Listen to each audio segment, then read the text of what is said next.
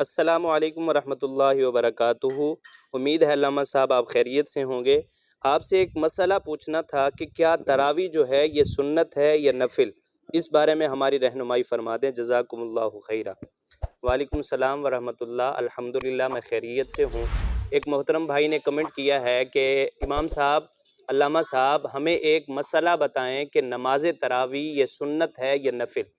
تو سب سے پہلے اس بات کو ذہن نشین رکھیں کہ سرکار دو عالم صلی اللہ تعالیٰ علیہ وسلم نے فرمایا کہ من قام رمضان ایمانا و احتسابا غفر له ما تقدم من ذنبه۔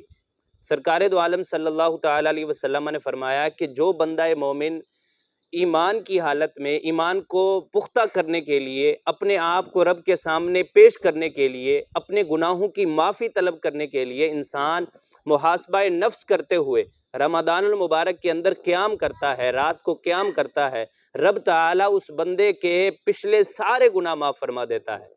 اور رمضان المبارک کے اندر رات کو قیام کرنا یہ سنت مؤکدہ ہے، یعنی نماز تراویح پڑھنا یہ سنت مؤکدہ ہے۔ آپ کہیں گے علامہ صاحب کوئی دلیل پیش کریں، تو سنن نسائی کی اور ابو داؤد شریف کی حدیث ہے، سرکار دو عالم صلی اللہ تعالیٰ علیہ وسلم کے فرمان کا مفہوم ہے، حضور علیہ الصلوۃ والسلام نے فرمایا رب تعالیٰ نے تم پر رمضان المبارک کے روزے فرض کیے ہیں، اور میں تم پر رمضان المبارک کے اندر نماز تراویح سنت کر رہا ہوں۔ اس سے پتہ یہ چلا کہ نماز تراویح سنت مؤکدہ ہے، اور صحابہ کرام خلفائے راشدین سے یہ سلسلہ چلا آ رہا ہے، اور آج تک 14 صدیاں گزر گئی ہیں، آج تک نماز تراویح مسلسل پڑھی جا رہی ہے۔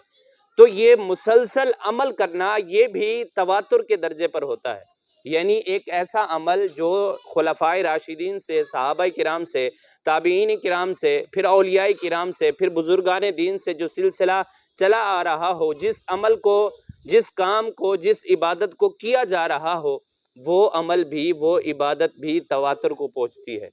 تو اس سے پتہ یہ چلا کہ نماز تراویح یہ سنت مؤکدہ ہے۔ اب جو شخص نماز تراویح جان بوجھ کر چھوڑ دیتا ہے تو وہ شخص گناہ گار ہوگا۔ ایک مرتبہ چھوڑ دے کوئی مسئلہ نہیں، 2 بار 3 بار یہ سنت مؤکدہ کو چھوڑتے رہنا تو وہ شخص گناہ گار ہوگا۔